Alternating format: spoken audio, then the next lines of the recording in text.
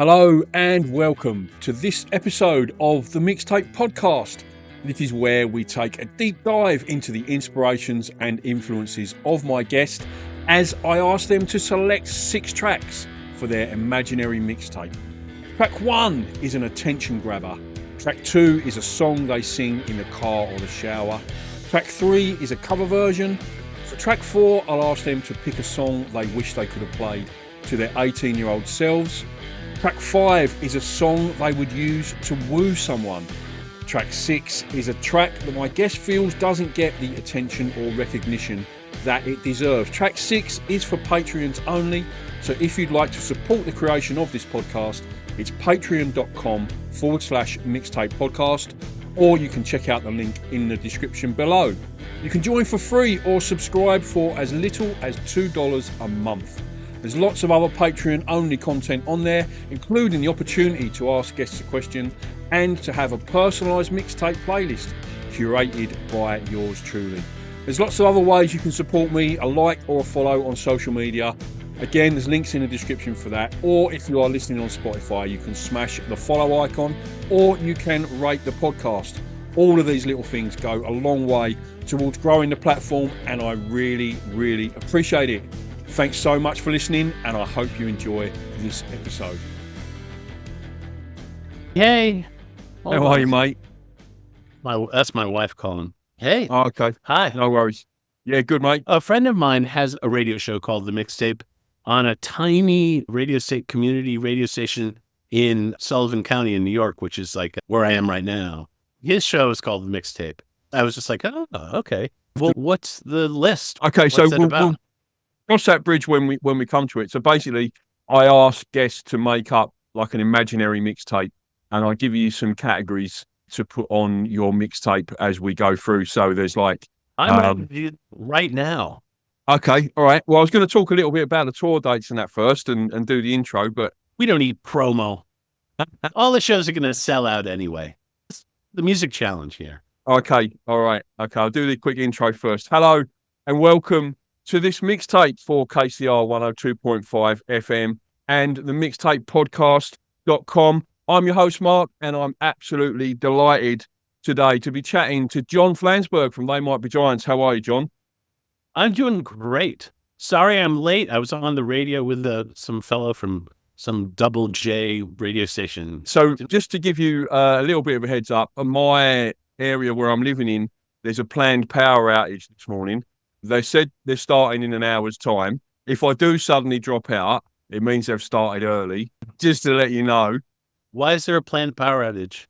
They're replacing power poles. So here in Australia, we still have power poles and overhead power cables, and the poles are made of wood, and they very often start sort of going over like that. So they come around and they just shut the power off and replace the power pole. So that's what they're doing in my street today. So yeah, just to give you a bit of an insight into my life. So what's the music challenge?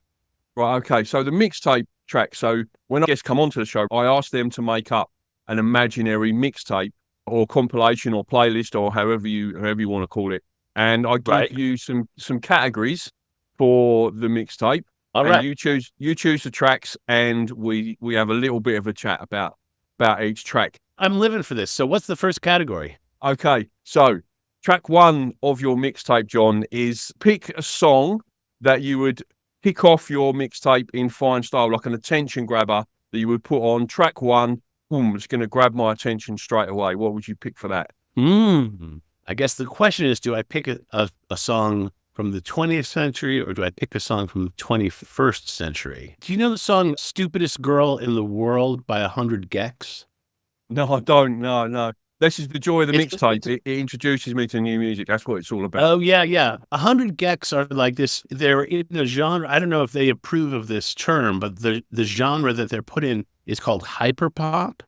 I don't know what that means exactly, but it's got a very up edited kind of sound to it. Very kind of like lo-fi with lots of radical left turns sonically. But 100 Gex is the name of the band, and Stupidest Girl in the World is the song. It's the first song on their most recent record. Fantastic. I'm not familiar with that one, but like I said, this is the purpose and the joy of the mixtape. Is that's what the mission is of the mixtape show, is to introduce people to new music, like you used to give out mixtapes, you know, back in the day to your friends and stuff. Right. It's just on a slightly bigger scale. That song is a real banger. I can tell you that much. That's certified banger is what we like to kick off the mixtape with. Yeah, for sure. So what I'll be doing, John, is on the radio show, I'll be dropping the tracks in between the chat. On the podcast, obviously, it's licensed content, the music, so I can't include it in the podcast. But if you are listening on the podcast or on the YouTube channel, there will be a link in the description down below to a Spotify playlist of all of John's choices. And there will obviously be some tracks from Flood as well as that. Track 2 of your mixtape, John, is pick a song that you sing when you're on your own in the car or the shower. Do I have to like the song, or should I just be honest? Just be honest, mate. Yeah.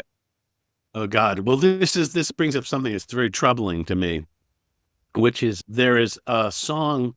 I don't like this song. I hate this song. For me, it would be like getting a tattoo on my face and looking in the mirror. Like it's that bad an idea. The song is by Billy Joel, and it is For the Longest Time. And I don't know why the song has such a hold on my mind. Maybe because like the melody is kind of just a scale, but I hate this song. But it is always, when you ask the question, I knew the answer right away.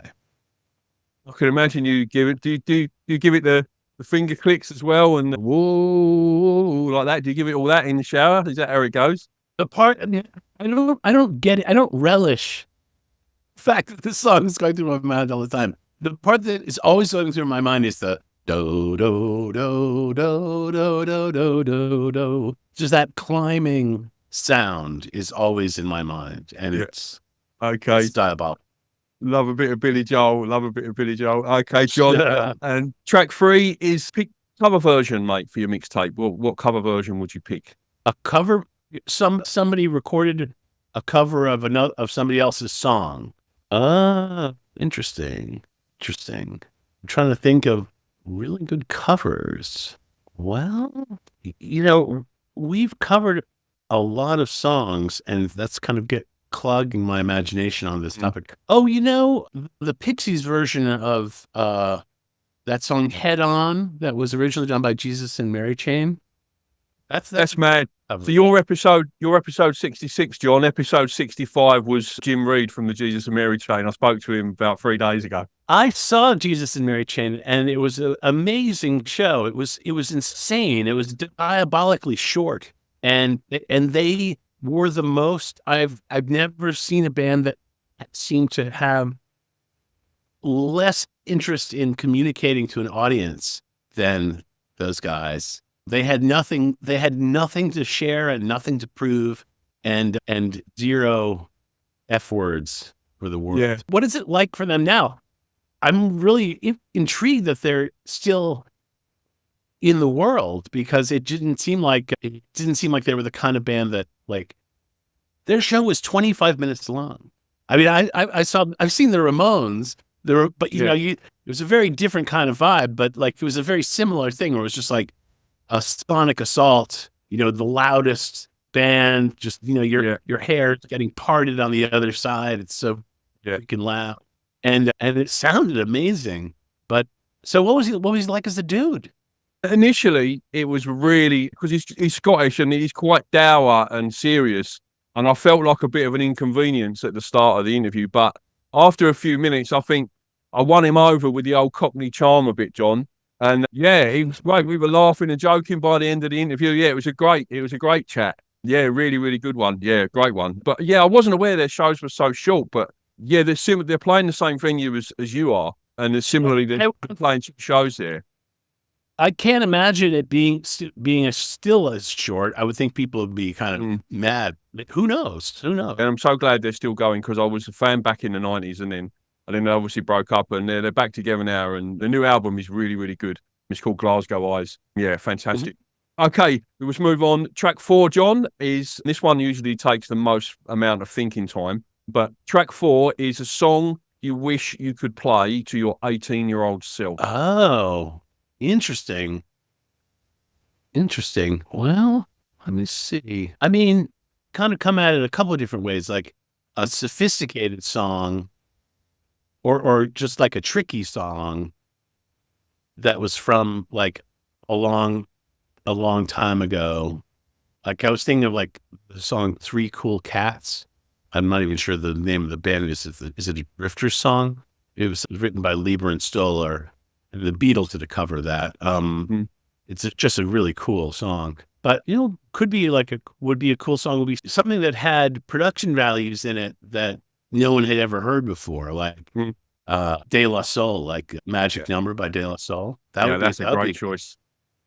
Because everything about it would have blown my 18-year-old mind, and everything about.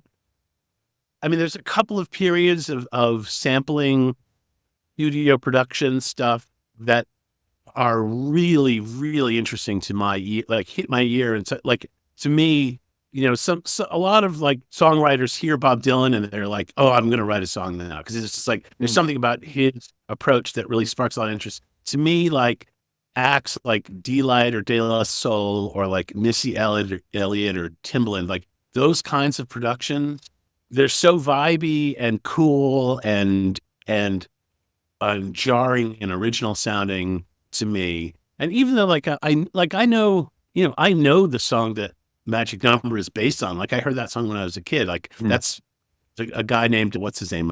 Bob Duro, who was like a bebop guy in New York he worked with Miles Davis. And I know exactly what the source material is, but the actual song, the De La Soul song, has got all this extra stuff in it that just is so sparky and cool. So that gets my vote.